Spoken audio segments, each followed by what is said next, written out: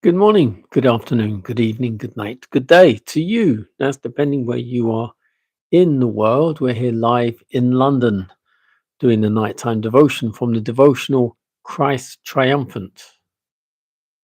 The title today: Our choices determine our destiny. Excuse me. The scripture reading comes from Proverbs 16:25. Sometimes there is a way that seems to be right, but in the end, it is the way to death.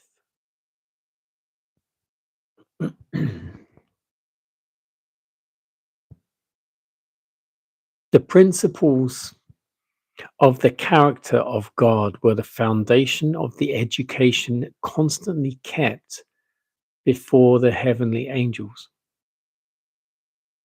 These principles were goodness, mercy, and love. Self evidencing light was to be recognized and freely accepted by all who occupied a position of trust and power. They must accept God's principles and convince all who were in the service of God through the presentation of truth and justice and goodness that this was the only power to be used. Force must never come in. These principles are to be the great foundation of education in every administration on the earth. The rules given by God are to be observed and respected in every church. God has enjoined this. His government is to be moral. Nothing is to be done by compulsion.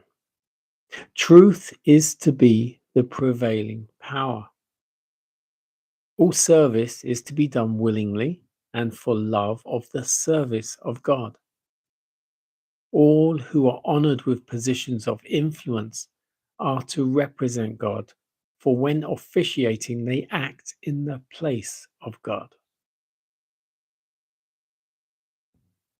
Satan's representations against the government of God and his defense of those who sided with him were a constant accusation against God.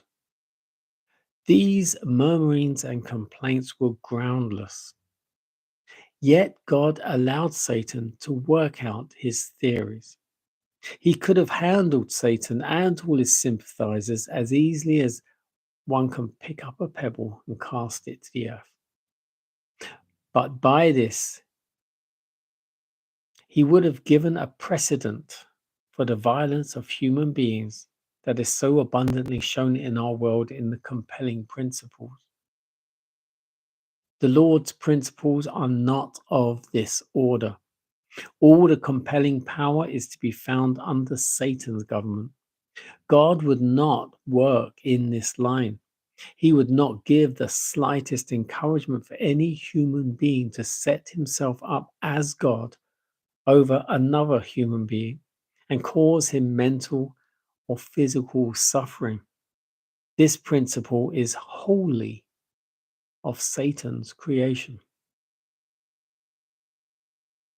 In the councils of heaven, it was decided that principles must be acted upon that would not at once destroy Satan's power, for it is or was his, God's, purpose to place things upon an eternal basis of security. God's order must be contrasted with the new order after Satan's devising. The corrupting principles of Satan's rule must be revealed. The principles of righteousness expressed in God's law must be demonstrated as unchangeable, eternal, perfect.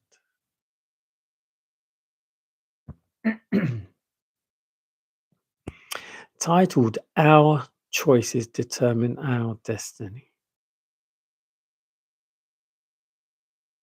And the scripture reading sums it up. Sometimes there is a way that seems right, but in the end, it is the way to death.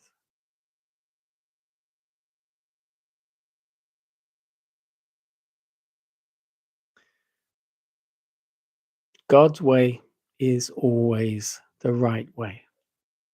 It may not seem the right way to us all the time, but it is never the wrong way.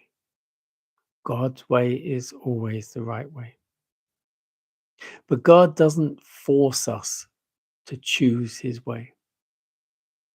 God gives us good moral character, moral judgment, to know right from wrong. And yet, our feelings jump in and we choose what we feel to be the right way. And yet, it is still the wrong way. We don't know straight away, but we eventually, hopefully, eventually find out.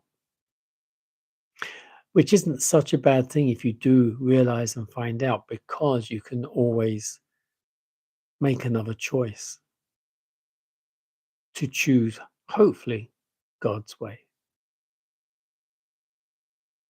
I like to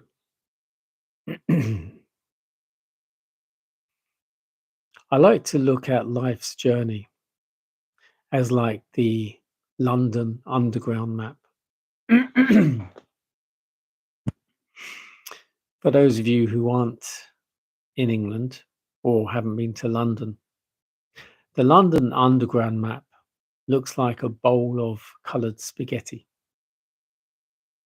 We've got a blue line this way, red line that way, green line that way, yellow line that way, pink line that way, black line another way, brown line, two double, a dark blue, a light blue, orange. You got all different colours for all different lines, all different trains. And they'll take you to all the parts of London, all the parts of London.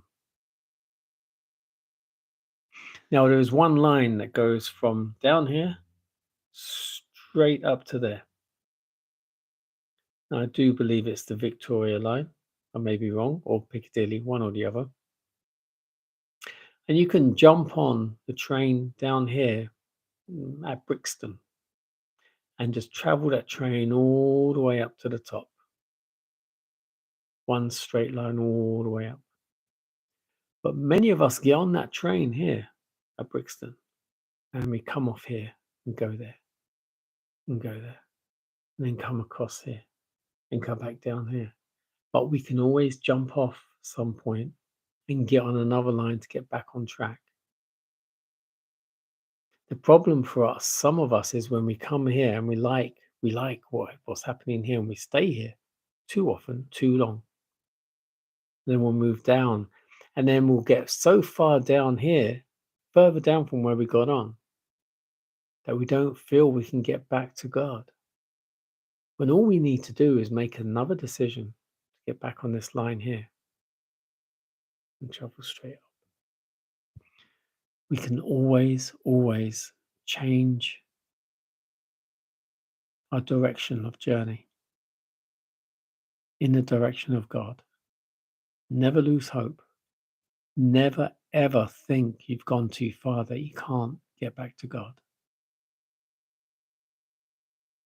There's only the devil and his angels have been cast out of heaven and can't get back in. We can always get in, but we have to start now. We can't wait till the last minute, because that might be too late.